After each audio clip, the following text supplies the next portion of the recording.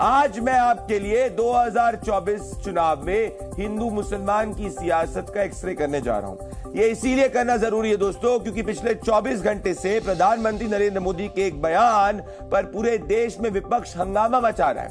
Congress party प्रधानमंत्री नरेंद्र मोदी के बयान की शिकायत लेकर चुनाव आयोग पहुंच गई।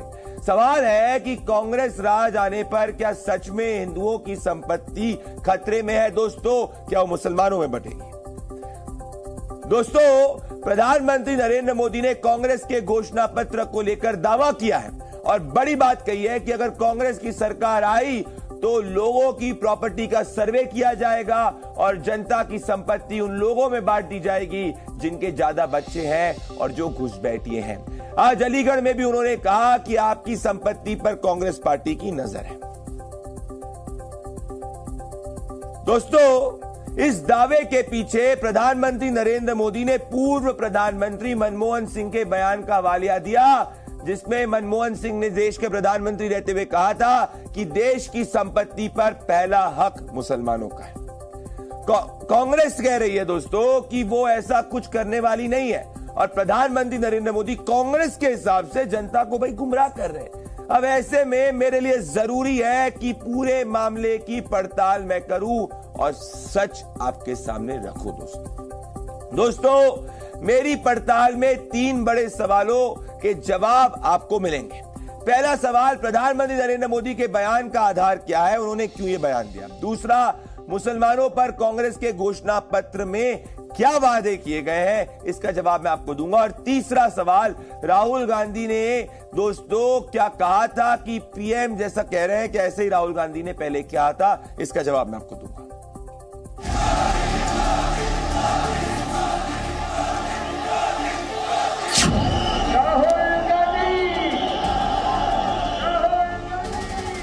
आपकी संपत्ति पर कांग्रेस अपना पंजा मारना चाहती है। देश का एक्सरे कर देंगे। ये संपत्ति इकट्ठी करके किसको बांटेंगे? दूध का दूध, पानी का पानी हो जाएगा। जिनके ज्यादा बच्चे हैं उनको बांटेंगे, घुसपैठियों को बांटेंगे। कम से कम झूठ आपको शोभा नहीं देता। आपके घोषणा पत्र में सर्वे की बात है या नहीं है? प्रधानमंत्री का हाथ माता बहनों के मंगलसूत्र तक जाता है, ये नहीं दिखता है क्या इलेक्शन कमीशन को? हिंदू मुसलमान की बात करना प्रधानमंत्री स्तर पर शोभा नहीं देता है। हिंदू मुसलमान का टॉपिक जब भी आता है हर दल को भाता है, चाहे वो बीजेपी हो या कांग्रेस, टीएमसी हो या समाजवादी पार्टी। लेकिन इस बार हिंदू मुसलमान का मुद्दा इसलिए ज्यादा गर्म है क्योंकि ये प्रधानमंत्री नरेंद्र मोदी की ओर से आया है, वो भी 2 दिन में लगातार 2 बार। अगर पता चला कि आपका गांव में भी एक घर है तो 2 में से 1 छीन लेंगे कि आपको 2 की जरूरत नहीं है, जिसको नहीं उसको दे देंगे। आपकी मेहनत की कमाई, आपकी संपत्ति पर कांग्रेस अपना पंजा मारना चाहती है। ये संपत्ति इकट्ठी करके किसको बांटेंगे? जिनके ज्यादा बच्चे हैं उनको बांटेंगे, घुसपैठियों को बांटेंगे। क्या आपकी मेहनत की कमाई का पैसा घुसपैठियों को दिया जाएगा? आपको मंजूर है? ये कांग्रेस का मैनिफेस्टो कह रहा है। कांग्रेस के घोषणा पत्र पर प्रधानमंत्री नरेंद्र मोदी के इस दावे का आधार क्या है, इसके लिए आपको 17 दिन पीछे जाना पड़ेगा। 5 अप्रैल को कांग्रेस ने 48 पेज का घोषणा पत्र जारी किया था। इस पूरे घोषणा पत्र पढ़ने के बाद जो बड़ी बातें सामने आई वो ये कि कांग्रेस देश भर में आर्थिक सामाजिक जाति जनगणना करवाएगी, जिससे कांग्रेस जातियों, उपजातियों और उनकी आर्थिक सामाजिक स्थिति का पता लगवाएगी और जनगणना से प्राप्त आंकड़ों के आधार पर कांग्रेस उनकी स्थिति में सुधार के लिए सकारात्मक कदम उठाएगी। ये पेज नंबर 7 है और इस पेज में कहीं भी मुसलमानों का जिक्र नहीं है। अल्पसंख्यकों को पेज नंबर 9 में जगह दी गई। इसके लिए इसमें लिखा है कि कांग्रेस अल्पसंख्यकों के मौलिक अधिकारों को बरकरार रखेगी, उनके व्यक्तिगत कानून को मानने की आजादी होगी उनका खान पान या भाषा, इन सब की स्वतंत्रता होगी। उन्हें आसान ऋण दिया जाएगा और बिना भेदभाव के अल्पसंख्यकों को हर क्षेत्र में समान अवसर दिए जाएंगे। इस घोषणा पत्र को कुछ दिनों पहले पीएम मोदी ने मुस्लिम लीग का घोषणा पत्र बताया था, लेकिन कांग्रेस लोगों की संपत्ति लूटकर मुसलमानों को बांट देगी। पीएम के इस दावे को राहुल गांधी के बयान से जोड़कर देखा जा रहा है। 6 अप्रैल को राहुल गांधी ने हैदराबाद में क्या कहा था, यह आपको सुनना चाहिए। हम फाइनेंशियल और इंस्टीट्यूशनल सर्वे करेंगे, ये पता लगाएंगे हिंदू किसके हाथों में है, कौन से वर्ग के हाथ में है, और इस ऐतिहासिक कदम के बाद हम क्रांतिकारी काम शुरू करेंगे। जो आपका हक बनता है वो हम आपके लिए आपको देने का काम करेंगे। ये कांग्रेस का मैनिफेस्टो कह रहा है कि वो माताओं बहनों का सोने का हिसाब करेंगे, उसकी जड़ती करेंगे, जानकारी लेंगे और फिर उस संपत्ति को बांट देंगे और उनको बांटेंगे जिनको मनमोहन सिंह जी की सरकार ने कहा था कि संपत्ति पर पहला अधिकार मुसलमानों का है।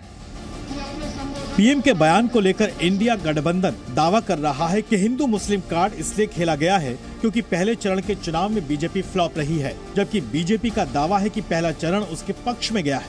19 अप्रैल को पहले चरण में 102 सीटों पर मतदान हुआ, जिसमें 64% वोट पड़े, जबकि 2019 में 69% वोटिंग हुई थी, यानी इस बार वोटिंग 5% कम हुई।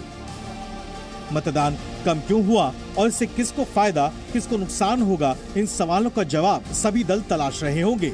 लेकिन बयानों में तलखियां और विकास की जगह सुर्खियां बटोरता हिंदू मुसलमान का मुद्दा, ये सब आखिर क्या संकेत दे रहे हैं, इसे आप भी समझने की कोशिश कीजिए। ब्यूरो रिपोर्ट, जी मीडिया। दोस्तों, देश तुष्टीकरण की राजनीति के खिलाफ है। तुष्टीकरण की राजनीति क्या होती है, इससे मैं आपको समझाना नहीं चाहता हूं। आप अच्छी तरीके से समझते हैं किस तरीके से पूर्व में तुष्टीकरण की राजनीति हुई है। दोस्तों, नेताओं की सियासी फाइट भी आप देख रहे हैं। अब आपको मैं दिखाता हूं पीएम के बयान पर देश के मुस्लिम समाज क्या कह रहे हैं। मैनिफेस्टो में जो बातें नहीं हैं उसको आप लाकर इस तरीके से परोस रहे हैं ताकि जो हिंदू भाई हैं उनको मुसलमानों से जो है चिढ़ हो जाए। इस तरीके का भ्रामक बातें जो हैं किसी प्रधानमंत्री को शोभा नहीं देती। कि देश के अल्पसंख्यक और बहुसंख्यक के बीच केवल और केवल विवाद की स्थिति पैदा करने के लिए कांग्रेस अपने मैनिफेस्टो की तैयारी कर रही है। देश में जितना संविधान ने हक हिंदू भाइयों को दिया है उतना ही संविधान मुसलमानों को दिया है। इसलिए मैं बड़ी जिम्मेदारी से बात कह सकता हूं, जिस तरीके की भारतीय जनता पार्टी झूठ की राजनीति करती है उसका कांग्रेस पार्टी मुंह तोड़ जवाब दे रही है। दोस्तों, मैं आपको याद दिलाना चाहता हूं मोहम्मद अली जिन्ना के 14 पॉइंट के बारे में जो 1929 में उन्होंने कहा था। उसमें भी बात हुई थी कि मुसलमानों को जो हक है वो फेयर रिप्रेजेंटेशन दिया जाएगा। तो सवाल यह है कि जब कांग्रेस पार्टी अल्पसंख्यकों की बात कर रही है मैनिफेस्टो में, और पूर्व में प्रधानमंत्री मनमोहन सिंह का बयान है जिसमें वो माइनॉरिटीज के साथ में स्पेशली मुसलमानों का जिक्र करते हैं, तो इसका क्या मतलब है ये आपको सोचना चाहिए। दोस्तों, अब मैं दूसरे सवाल पे आना चाहता हूं। दोस्तों, नेता जो होता है वो जनता का पैसा लूटने की कोशिश करता है और इसको अल्टीमेटली जो है उसका भुगतान जनता करती है। दोस्तों, भ्रष्टाचार नेता करता है और भुगतती है जनता। पश्चिम बंगाल में एक झटके में 23,000 शिक्षकों की नौकरी चली गई। दोस्तों, मैं आपको 2 तस्वीरें दिखाना चाहता हूं जहां करीब 2 साल पहले ममता बनर्जी की सरकार में मंत्री रहे पार्थ चैटर्जी के कई ठिकानों से करोड़ों कैश मिला था। यही नहीं, उनके करीबी अर्पिता बनर्जी के घर से भी करोड़ों रुपए जांच एजेंसी ने बरामद किए थे। आज और अब ये दूसरी तस्वीर ध्यान से देखिए। दोस्तों, ये तस्वीर है, ये 2 युवा अपनी रोजी रोटी कमाने के लिए टीचर बनने की परीक्षा देते हैं। किसी को नौकरी मिलती है तो किसी को निराशा हाथ लगती है। दोस्तों, ये है पश्चिम बंगाल का हाल। ये कैसा सिस्टम है दोस्तों, सोचिए। ममता राज में टीएमसी के नेता नोट छिपाते हैं और नोट छापते भी हैं और युवा शिक्षक नप गए। दोस्तों,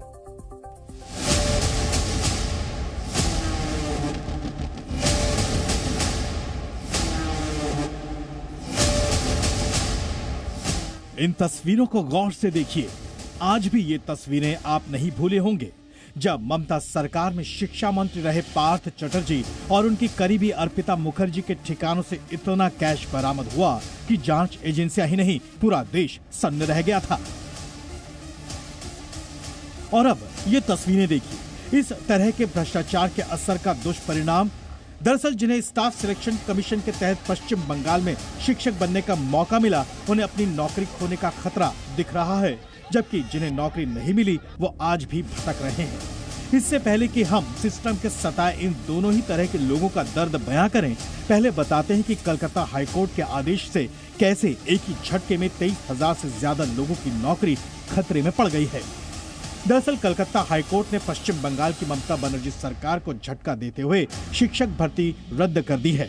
यही नहीं, कुछ ही हफ्तों में वेतन लौटाने का भी आदेश दिया है। 2016 का जो सिलेक्शन प्रोसेस हुआ है, group C, group D, 9, 10, 11, 12 conducted by West Bengal school service commission, उसको पूरा कैंसिल कर दिया है और डायरेक्शन दिया है कि फ्रेश प्रोसेस होगा। इसमें टेंडर प्रोसेस जो है पूरा फॉल्स टेंडर प्रोसेस हुआ था, इसलिए टेंडर प्रोसेस को भी कैंसिल किया। अब इस फैसले से इलियास बिस्वास जैसे शिक्षकों को अपनी नौकरी खतरे में पड़ती दिख रही है। इलियास का दावा है कि सीबीआई ने 5,000 लोगों की नियुक्ति को गैर कानूनी बताया था।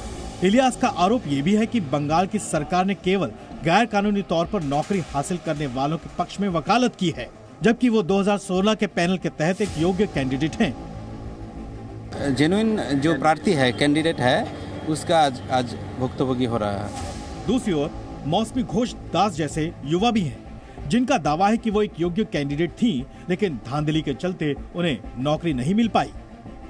हम लोगों को इस लड़ाई को शेष देखने का उम्मीद उसका ज्यादा है ना। हम लोगों का ये चैलेंज है जे ये जे नौकरी हमारा योग्य चाकरी प्रार्थी हमको ये नौकरी जरूर मिलेगा। आपको बता दें कि पश्चिम बंगाल सरकार ने 2024 में सरकारी और सहायता प्राप्त स्कूलों के लिए टीचिंग और नॉन टीचिंग स्टाफ भर्ती किया था। तब 24,640 रिक्त पदों के लिए 23 लाख से अधिक लोगों ने भर्ती परीक्षा दी थी।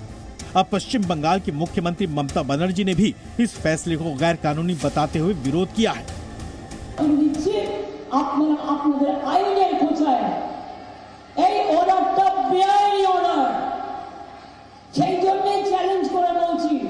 অর্ডারটাকে আমি জাজকে বলছি না, অর্ডারটাকে বলছি বেআইনি অর্ডার। আমরা এটা নিয়ে উচ্চ আদালতে যাচ্ছি।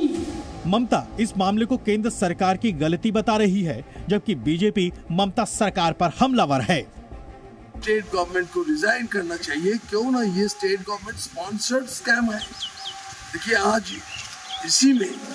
इसी इंक्वायरी के अंदर क्या हो रहा है, हमारे जो पश्चिम बंगाल के पूर्व शिक्षा मंत्री जेल में है। चुनावी मौसम में ममता बनर्जी को शायद ये तस्वीरें याद होंगी, जब शिक्षक भर्ती घोटाले में गिरफ्तार बंगाल के पूर्व शिक्षा मंत्री पार्थ चटर्जी की करीबी अर्पिता मुखर्जी के 2 फ्लैट से जांच एजेंसी ने करोड़ों रुपए जब्त किए थे। उस दौरान 44 घंटे की रेड में करीब 50 करोड़ रुपए से ज्यादा का कैश बरामद किया गया था। इनमें 1-1 किलो की 3 सोने की ईंटें भी थी, आधा किलो के 6 सोने के कंगन और अन्य ज्वेलरी भी शामिल थी। सवाल यह है कि आखिर नेताओं के भ्रष्टाचार की वजह से 23,000 से ज्यादा लोगों पर बेरोजगार होने का खतरा क्यों मंडरा रहा है? कौन है इसके लिए जिम्मेदार? ब्यूरो रिपोर्ट, जी मीडिया। दोस्तों, कोर्ट के आदेश को ममता बनर्जी ने गैर कानूनी बताया, लेकिन मैं आपको बता देना चाहता हूं दोस्तों, इस भर्ती में 5 से 15 लाख रुपए तक की रिश्वत ली गई थी।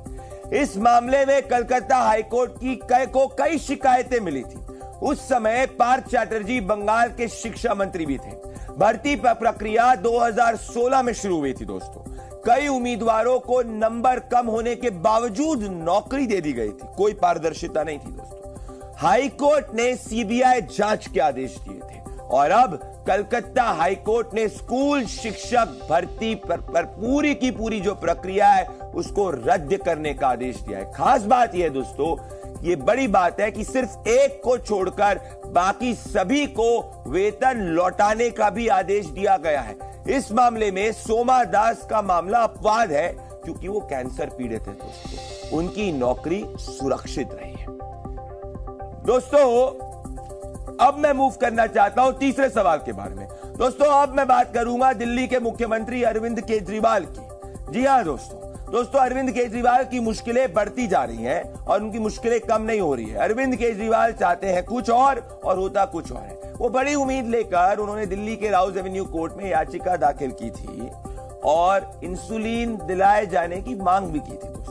दोस्तों केजरीवाल चाहते थे कि कोर्ट जो है वो तिहाड़ प्रशासन से उन्हें इंसुलिन मुहैया करने की बात करे, लेकिन कोर्ट ने कहा कि ये मेडिकल बोर्ड तय करेगा। दोस्तों ये क्या है मेडिकल बोर्ड? दोस्तों मेडिकल बोर्ड जो है इसका गठन एम्स के डायरेक्टर करेंगे। उसी मेडिकल बोर्ड से तिहाड़ जेल प्रशासन अरविंद केजरीवाल के इलाज पर सलाह लेगा। बड़ी बात यह है कि इस बोर्ड में सीनियर डायबिटोलॉजिस्ट भी शामिल होंगे जो डायबिटीज के स्पेशलिस्ट हैं। अरविंद केजरीवाल कहते हैं कि वो रोज इंसुलिन मान रहे थे।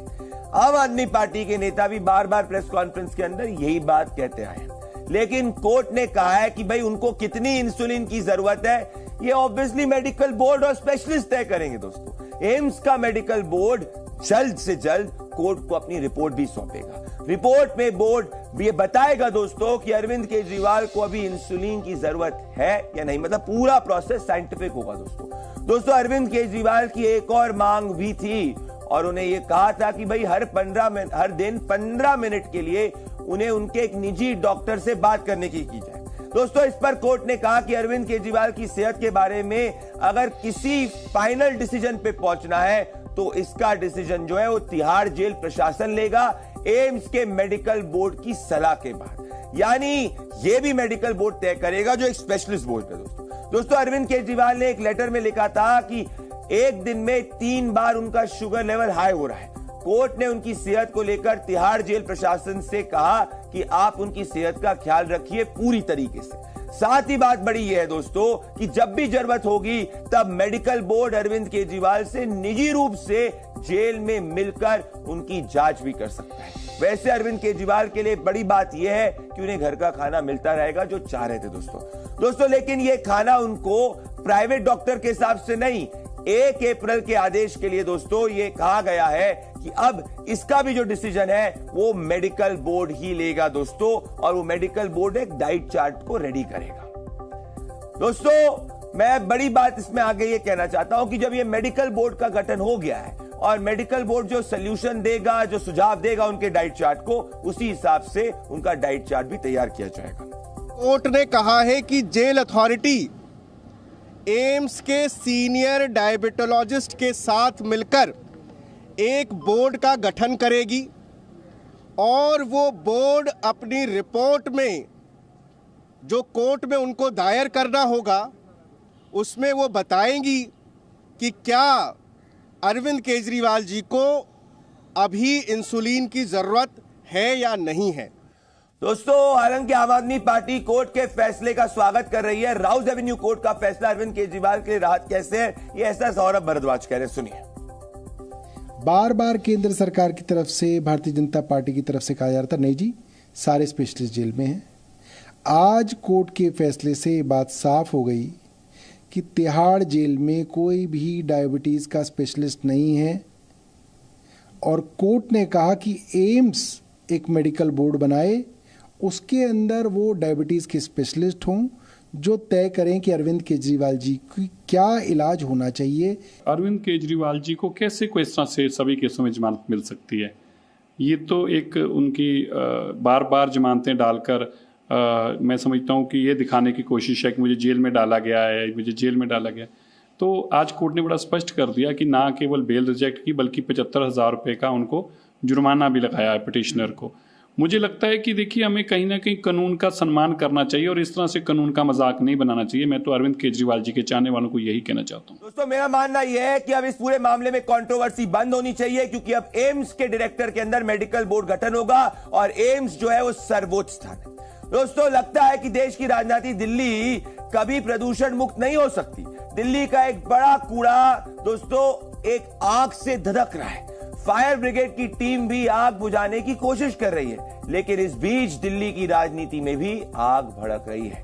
गाजीपुर के कूड़ा घर को लेकर भारतीय जनता पार्टी ने आम आदमी पार्टी से सवाल पूछे तो आम आदमी पार्टी भी पलटवार कर रही है, लेकिन दिल्ली वालों के दर्द को सुनना सबसे जरूरी है।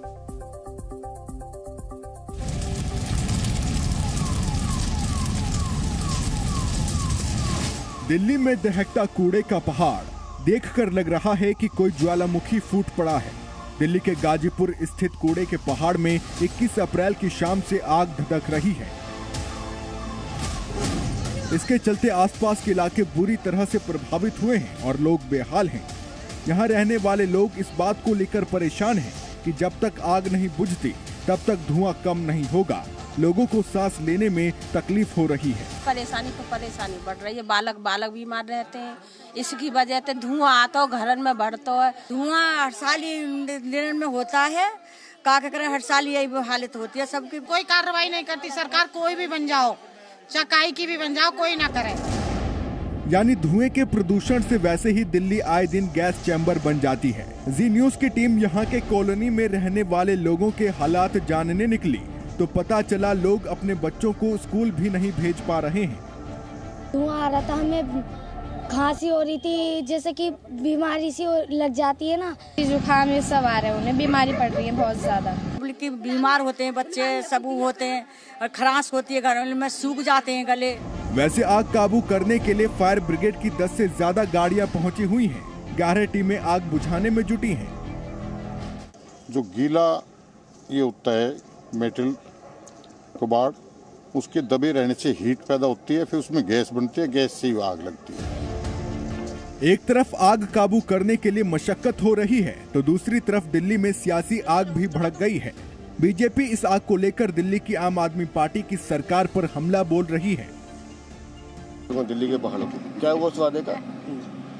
सिर्फ कोरी घोषणाएं, जमीन पे काम नहीं है। मशीनें जितनी लगी हैं आधी खराब है, जो मुझे जानकारी मिली है।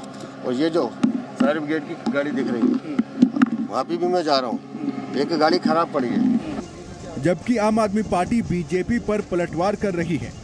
भारतीय जनता पार्टी का काम सिर्फ आरोप लगाना है। नगर निगम 15 साल उनके हाथ में रही और तब यहाँ पर कोई काम क्यों नहीं हुआ?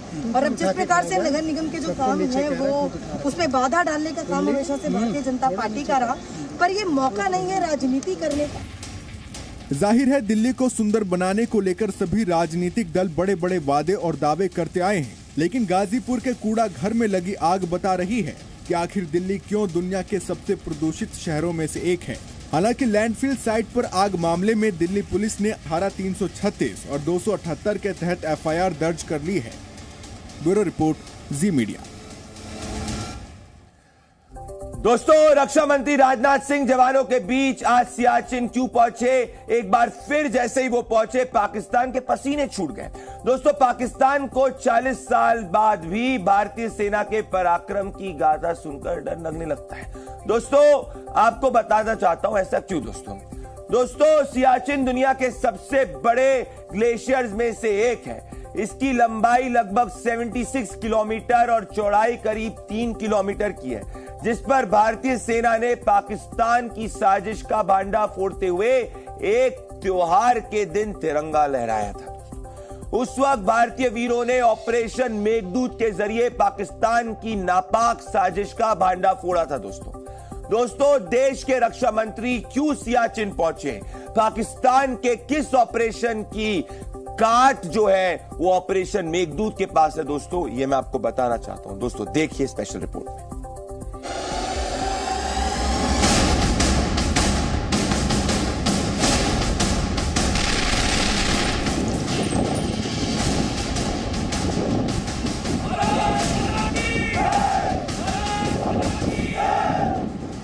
-60 डिग्री टेम्परेचर पर डटे हैं देश के वीर जवान।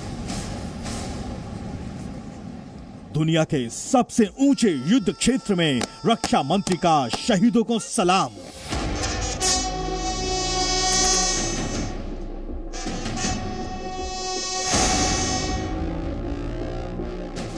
भारतीय सेना का 40 साल पहले चला गया ऑपरेशन मेघदूत आज भी देश को अपने वीरों की गाथा सुना गर्वान्वित करता है। सियाचिन पर देश के वीरों की मौजूदगी खासकर पाकिस्तान जैसे नापाक पड़ोसी के सीने में खौफ पैदा कर देती है। आज रक्षा मंत्री राजनाथ सिंह दुनिया के सबसे ऊंचे रणभूमि यानी सियाचिन पहुंचे हैं। रक्षा मंत्री सेनाध्यक्ष के साथ भारतीय सेना की तैयारियों की समीक्षा भी कर रहे हैं। यहाँ युद्ध स्मारक पर देश के वीरों को याद किया जा रहा है, तो दूसरी ओर उन्हें खुद रक्षा मंत्री ऑपरेशन मेघदूत की सफलता की मिठाई खिला रहे हैं। रक्षा मंत्री ने कहा है कि देश में किसी भी पर्व की शुरुआत सैनिकों के साथ ही शुरू होनी चाहिए। आपको बता दें कि आज से 40 साल पहले बैसाखी के दिन भारतीय सेना ने सियाचिन में तिरंगा फहरा दिया था। मेरे अनुसार ठीक यही चीज हमारे पर्व त्योहारों पर लागू होनी चाहिए। दीपावली का पहला दिया, होली का पहला रंग, यह सब अपने इस भारत के रक्षकों के नाम होना चाहिए, हमारे सैनिकों के साथ होना चाहिए। पर्व त्योहार पहले सियाचिन और कारगिल की चोटियों पर मनाए जाने चाहिए, राजस्थान के तपते रेतीले मैदानों में मनाए जाने चाहिए, हिंद महासागर की गहराई में स्थित पनडुब्बी में सवार भारतीय नौसेना के नौसैनिकों के साथ मनाए जाने चाहिए। काराकोरम पर्वतीय श्रृंखला में लगभग 20,000 फुट की ऊंचाई पर स्थित सियाचिन ग्लेशियर दुनिया का सबसे कठोर और ऊंचा सैन्य ठिकाना है, जहां सैनिकों को दुश्मनों के साथ साथ बर्फीले तूफान और तेज हवाओं से भी जूझना पड़ता है। आपको बता दें कि यह हालात कितने मुश्किल होते हैं। यहाँ किसी भी चीज को 15 सेकंड से ज्यादा देर तक छूना बेहद खतरनाक होता है। किसी का भी वजन घटना, याददाश्त कमजोर हो जाना कोई बड़ी बात नहीं है। यहाँ भूख में कमी जैसी समस्या का भी सामना करना पड़ता है। मैदानी इलाकों के मुकाबले यहाँ सिर्फ 10% ऑक्सीजन ही होती है। सियाचिन समुद्र तल से 16 से 18,000 फीट ऊंचाई पर है और ये दुनिया के सबसे निर्जन और बीहड़ इलाकों में से एक है। ऐसे ही मुश्किल हालात में भारतीय सेना के ऑपरेशन मेघदूत ने वीरों की नई गाथा लिखी थी। अब सियाचिन को भारत के वीरों की राजधानी भी कहा जा रहा है। कि हमारी राजनीतिक राजधानी दिल्ली है, हमारी आर्थिक राजधानी मुंबई है और हमारा टेक्नोलॉजिकल कैपिटल या जिसे प्रौद्योगिकी संस्थान कहते हैं वह बेंगलुरु है। जिस तरह ये सभी जगह हमारी अलग अलग राजधानियां हैं, उसी तरह हमारे भारतीयों की वीरता और शौर्य की राजधानी सियाचिन है। अब हम आपको ऑपरेशन मेघदूत से जुड़ी शौर्य गाथा भी सुनाते हैं। दरअसल उन दिनों पाकिस्तान सियाचिन पर कब्जा करना चाहता था। उसने अपने ऑपरेशन का नाम अबाबील भी दिया था। भारतीय सेना को जैसे ही पाकिस्तानी सेना की साजिश की खुफिया जानकारी मिली, भारतीय सेना ने अपने 300 सैनिकों को ग्लेशियर में तैनात कर दिया और भारतीय सेना ने 13 अप्रैल 1984 को सियाचिन में भारतीय तिरंगा लहरा दिया। खास बात यह है कि उस दिन बैसाखी थी। पाकिस्तान सोच भी नहीं पाया कि किसी त्योहार के दिन भारत ऐसा कुछ कर भी सकता है। दोस्तों, सियाचिन पर पाकिस्तान की साजिश का भांडाफोड़ होने के 40 साल बाद अब पीओके को लेकर भी भारत सरकार साफ करना चाहती है कि पीओके हमारा हिस्सा है। पाकिस्तान ऑक्यूपाइड कश्मीर के लोग भी अब यही चाहते हैं और ये मैं आपको आज बताना चाहता हूं कि खुद रक्षा मंत्री ने इस पर यह बात कही है। भाइयों, पीओके हमारा था, पीओके हमारा है, पीओके हमारा रहेगा। चिंता मत करो, भारत की ताकत बढ़ रही है। भारत का डेवलपमेंट जितनी तेजी के साथ हो रहा है, भारत की प्रतिष्ठा अंतर्राष्ट्रीय जगत में जिस तरीके से बढ़ रही है, भारत की अर्थव्यवस्था जितनी तेजी से आगे बढ़ रही है, अब पीओके के हमारे भाई बहन स्वयं ही मांग करेंगे कि हम भारत के साथ रहना चाहते हैं। दोस्तों, आजकल चीन जो है वो बहुत डरा हुआ है और एक बहुत बड़ा डरपोक देश है दोस्तों चीन। दोस्तों, जब भी कोई डरता है तो सामने वाले पर चिल्लाता है या फिर उसे उकसाने की कोशिश करता है। अपने बिल्कुल करीब भारत के शक्तिशाली ब्रह्मोस मिसाइल को देखकर दोस्तों चीन बौखला गया है और इस बौखलाहट में अपने पड़ोसी देश फिलीपींस को डराने की कोशिश कर रहा है। दोस्तों, जब से भारत का शक्तिशाली ब्रह्मास्त्र ब्रह्मोस मिसाइल जब से चीन के करीब फिलीपींस तक पहुंचा है, चीन दहशत में है। ब्रह्मोस की काट निकालने के लिए चीन फिलीपींस को डराने की कोशिश कर रहा है दोस्तों। चीन ने फिलीपींस के बेहद करीब अपने ड्रोन को भेजा ताकि फिलीपींस डर जाए, लेकिन चीन का यह कदम बताता है कि असली डर फिलीपींस को नहीं बल्कि चीन को है दोस्तों, क्योंकि अब साउथ चाइना सी के बिल्कुल करीब अमेरिकी सेना भी आ चुकी है और अब ब्रह्मोस भी आ चुका है दोस्तों। फिलीपींस और अमेरिकी सेना का साझा युद्धाभ्यास आज से शुरू हो चुका है।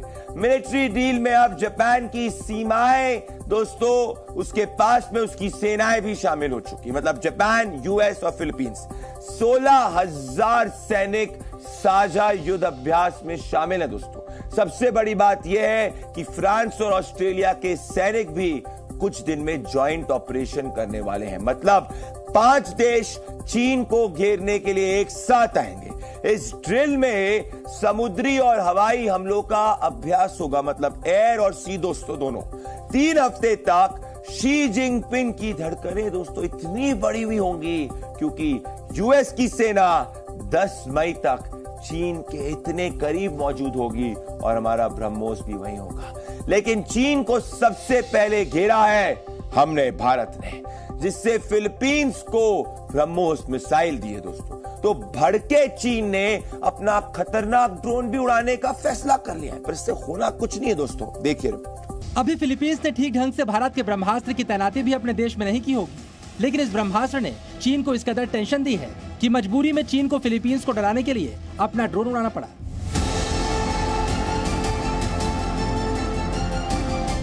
भारत के इस ब्रह्मास्त्र का नाम है ब्रह्मोस मिसाइल।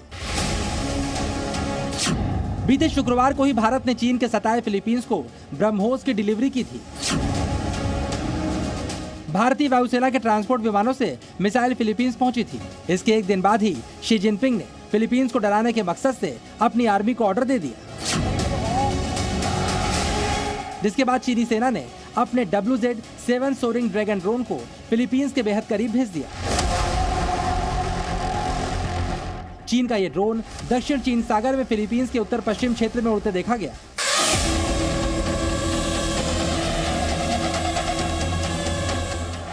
WZ-7 ड्रोन एक सर्विलांस ड्रोन है जिसकी मदद से खुफिया जानकारी जुटाई जाती है। चीन का यह जासूसी ड्रोन 60,000 फीट की ऊंचाई तक उड़ान भर सकता है, जिसकी रेंज लगभग 4,350 मील है। इसका इस्तेमाल चीन की पीपुल्स लिबरेशन आर्मी और नेवी दोनों करती है। फिलीपींस में चीन के सर्विलांस ड्रोन का दिखना और भारत से फिलीपींस को ब्रह्मोस मिसाइल मिलना दोनों चीन की बेचैनी को बताने के लिए काफी हैं। सवाल है, क्या ड्रोन के जरिए चीन ब्रह्मोस के बारे में जानकारी जुटाना चाहता है? सवाल तो ये भी है, क्या चीन उस ठिकाने का पता लगाना चाहता है जहां फिलीपींस ब्रह्मोस को तैनात करेगा? ब्रह्मोस एक अत्याधुनिक सुपरसोनिक क्रूज मिसाइल है और ये लैंड से भी यूज कर सकते हैं, इसको हम सी से भी यूज कर सकते हैं, बाई एयर भी यूज कर सकते हैं इसको। तो ब्रह्मोस का जो एक्विजिशन है वो एक बहुत शक्ति प्रदान करेगा फिलीपींस को चाइना के थ्रेट को काउंटर करने के लिए। चीन ने ड्रोन के अलावा समंदर में मिलिट्री ड्रिल के जरिए भी फिलीपींस को आंख दिखाने की कोशिश की है। चीन की नौसेना ने साउथ चाइना सी में लड़ाकू विमानों और युद्धपोत से मिसाइलें दागकर फिलीपींस को डराने की कोशिश की। 2 दिन के अंदर चीन के ये 2 कदम बताते हैं कि चीन ब्रह्मोस मिसाइल की तैनाती से किस तरह भयभीत है। चीन की टेंशन इस बात की है कि अब भारत चीन सीमा के साथ साथ चीन फिलीपींस बॉर्डर पर भी ब्रह्मोस की तैनाती होगी। अब तो चीन के एक और पड़ोसी वियतनाम ने भी ब्रह्मोस में दिलचस्पी दिखाई है, जो चीन के लिए खतरे की घंटी है। इसलिए चीन अपने पड़ोसियों को डराने की कोशिश कर रहा है, लेकिन इससे ना तो फिलीपींस डरने वाला है और ना ही कोई दूसरा देश। अब तो चीन के लिए परेशान करने वाली खबर यह है कि अमेरिका, फिलीपींस और जापान की सेनाएं साझा युद्धाभ्यास कर चीन को चुनौती देने के लिए तैयार है। ब्यूरो रिपोर्ट, जी मीडिया। दोस्तों, चीन की विस्तारवादी नीति, एक्सपेंशनिस्ट पॉलिसी को भारत जो है हर मोर्चे पर उसका जवाब दे रहा है और यूएस भी भारत का इस पूरी के पूरे ऑपरेशन में सहयोग दे रहा है। कैसे चीन को घेरा जा रहा है ये आपको समझाने की कोशिश करता हूं। तो शी जिनपिंग भले कितना भी दिखे अग्रेसिव, पर हालत बड़ी खराब है। दोस्तों, भारत ने फिलीपींस को ब्रह्मोस मिसाइल भेजी जो साउथ चाइना सी में फिलीपींस को चीन का हमला करने में या चीन से भिड़ने में मदद करेगी। दोस्तों, इसके साथ में अमेरिका के नए टाइफून मिसाइल्स भी यहीं पे तैनात हैं और अमेरिका की 4 बेस जो है दोस्तों वो साउथ चाइना सी के अंदर मौजूद है। दोस्तों इसके साथ में अगर आप देखेंगे जापान जो है वो और यूएस भी स्ट्रॉन्ग अलायंस पार्टनर्स है। यूएस और इंडिया अलायंस पार्टनर्स है, जापान और यूएस अलायंस पार्टनर है। दोस्तों जापान जो है उसके साथ में अगर आप देखेंगे अब यूएस जो है, यूएस के साथ में ऑस्ट्रेलिया भी इस युद्ध अभ्यास के अंदर मौजूद है। तो ऑस्ट्रेलिया में भी यूएस का एक बेस है। तो यूएस ने चीन को हर तरफ से गेज करने की कोशिश की है। यूएस का बेस सिर्फ यही नहीं दोस्तों, साथ में सिंगापुर पे भी बेस है। मतलब ये सब ऑब्जेक्टिव इसका यही है दोस्तों कि साउथ चाइना सी में चीन को चारों तरफ से घेरा जाए और यहां पे इसीलिए यूएस ने थाईलैंड में भी बेस बना रखा है। मतलब साउथ चाइना सीन में अगर आप देखेंगे कि चाइना जो है वो अकेला है और यही इसीलिए साउथ कोरिया के अंदर भी चीन ने बेस बना के रखा है और गुआम के अंदर भी यूएस का बेस है। मतलब ओवरऑल अगर आप देखेंगे साउथ चाइना सीन में अगर कभी भी चीन किसी पे भी हमला करने की कोशिश करेगा वहां पे यूएस के 4 बेस हैं और उसके साथ में हमारे देश का ब्रह्मोस मिसाइल भी चीन के नेबर्स को दिया जा रहा है जिससे चीन कंट्रोल में रहे। दोस्तों चीन पर भरोसा करना ठीक वैसा ही है जैसे चांद का दिन में निकलना। चांद की बात इसीलिए मैं कर रहा हूं और इसलिए करना जरूरी है दोस्तों क्योंकि चीन की एक चालबाजी सामने आई। दोस्तों आपने अगला सवाल जो मुझसे पूछा है ये मैं उसका जवाब दे रहा हूं। जी हाँ, कि क्या चांद पर भी चीन कब्जा करना चाहता है। दोस्तों आप सोच रहे होंगे कि चांद पर भला कैसे कोई कब्जा कर सकता है, लेकिन ये चीन है जो सागर पर भी कब्जा करने की मंशा रखता है, पहाड़ पर भी कब्जा करने की मंशा रखता है और अब वो चांद पर भी कब्जा करने की कोशिश कर रहा है और रणनीति बना रहा है। दोस्तों ये खुलासा है अमेरिका की अंतरिक्ष एजेंसी नासा ने किया है। दोस्तों खुलासा हुआ है कि चीन अंतरिक्ष में गुप्त सैन्य अभियान चला रहा है। सिविलियन स्पेस प्रोग्राम की आड़ में चीन सैन्य अभियान चला रहा है। दोस्तों ये दावा किया है नासा प्रमुख बिल नेल्सन ने। नेल्सन के मुताबिक चीन चांद पर स्थायी अड्डा बनाना चाहता है, एक परमानेंट स्टेशन। चांद के कुछ हिस्सों पर वो कब्जा करना चाहता है और उसको चाइना की टेरिटरी डिक्लेयर करना चाहता है। पिछले साल ही दोस्तों चीनी वैज्ञानिकों ने चांद पर बेस बनाने का ऐलान किया था जिसकी शुरुआत 2022 में चीन ने अंतरिक्ष में अपना स्टेशन बनाकर करी थी। दोस्तों मतलब साफ है, ये सिविलियन ऑपरेशन के चक्कर में ये चाइना जो है वो अंतरिक्ष में भी वॉरफेयर शुरू करना चाहता है। ये बड़ी बात है। दोस्तों मैं बात करना चाहूंगा हमारे पड़ोसी फटीचर पाकिस्तान की। पाकिस्तान में वैसे तो कभी कदार की कोई विदेशी मेहमान आता है, लेकिन जब आता है तो पाकिस्तान की एक ही उम्मीद रहती है, उसके कटोरे में कुछ ना कुछ आ जाए। दोस्तों ईरान के राष्ट्रपति इब्राहिम रईसी पाकिस्तान के दौरे पर पहुंचे हैं। इसी पर आपने मुझसे जो अगला सवाल पूछा उसका जवाब दूंगा कि भाई क्या ईरान पाकिस्तान को बलि का बकरा बनाएगा। इस सवाल का जवाब मैं आपको अगली रिपोर्ट में दूंगा दोस्तों, लेकिन उससे पहले आज पाकिस्तान की एक चालबाजी के बारे में आपको बताना चाहता हूं। आज पाकिस्तान ने कहा कि ईरान के राष्ट्रपति ने कश्मीर पर पाकिस्तान का समर्थन किया है, लेकिन सच्चाई यह है दोस्तों कि इब्राहिम रईसी ने एक बार फिर कश्मीर का नाम ही नहीं लिया। रईसी के सामने ही पाकिस्तान भारत के खिलाफ प्रोपेगेंडा कर रहा है। रईसी के पाकिस्तान से लौटने के बाद पाकिस्तान को बलि का बकरा बनना पड़ सकता है। दोस्तों इजराइल से तनाव के बीच ईरान के राष्ट्रपति इब्राहिम रईसी अपने बिरादर मुल्क पाकिस्तान के दौरे पर पहुंचे हुए हैं। पाकिस्तान में शहबाज शरीफ के दोबारा प्रधानमंत्री बनने के बाद पहली बार कोई विदेशी मुखिया पाकिस्तान आया है।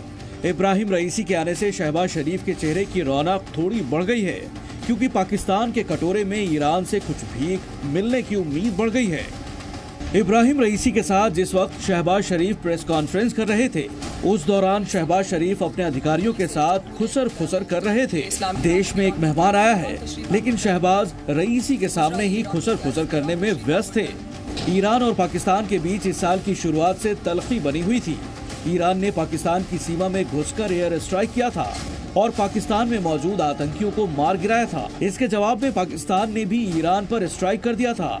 हालात ये थे कि दोबारा ईरान ने पाकिस्तान पर हमला किया था। जनवरी से ही दोनों देशों के बीच तनाव बना हुआ है। ईरान और पाकिस्तान एक दूसरे पर आतंकवादी समूहों को पनाह देने का आरोप लगाते हैं। ऐसे में इब्राहिम रईसी के आने से पाकिस्तानी उम्मीद लगाए हैं कि ईरान से झगड़ा बंद होगा और नए संबंध बनेंगे। दरअसल पाकिस्तान ईरान के साथ मिलकर गैस पाइपलाइन बिछाना चाहता है ताकि पाकिस्तान और ईरान दोनों का व्यापार चलता रहे। दोनों देशों के बीच गैस पाइपलाइन पर अमेरिका को आपत्ति है। अब पाकिस्तान अगर ईरान से गैस पाइपलाइन डील करता है तो उसे अमेरिका की पाबंदियों का सामना करना पड़ सकता है। अगर पाकिस्तान गैस पाइपलाइन समझौते का उल्लंघन करता है तो ईरान उसे अंतर्राष्ट्रीय अदालत में घसीट सकता है। तब इस्लामाबाद को 18 अरब अमेरिकी डॉलर के जुर्माने का सामना करना पड़ सकता है, जिसे चुकाना पाकिस्तान के बस की बात नहीं होगा। ऐसे में पाकिस्तान के लिए ईरान से गैस पाइपलाइन का समझौता एक तरफ कुआं और दूसरी तरफ खाई वाली स्थिति जैसा हो गया है। अभी 2 दिन पहले ही अमेरिका ने पाकिस्तान को बड़ा झटका दिया। उसने पाकिस्तान की मिसाइलों को तकनीक देने वाली 3 चाइनीज और एक बेलारूस कंपनी को बैन कर दिया है। दोस्तों, आज सिर्फ एक ही लर्निंग है। आज हिंदुस्तान आर्थिक शक्ति है, सैन्य शक्ति है और ग्लोबल शक्ति के रूप में मर्ज हुआ है। वहीं पाकिस्तान, जिसने सिर्फ और सिर्फ आतंक फैलाने की कोशिश करी, आज उसका आप हाल देख सकते हैं कि आज उसका बंटाधार हर फ्रंट पे हुआ है। मैं आपके सवाल में जुड़ने के लिए बहुत बहुत धन्यवाद। कल रात 8 बजे आपका फिर इंतजार करूंगा। नमस्कार।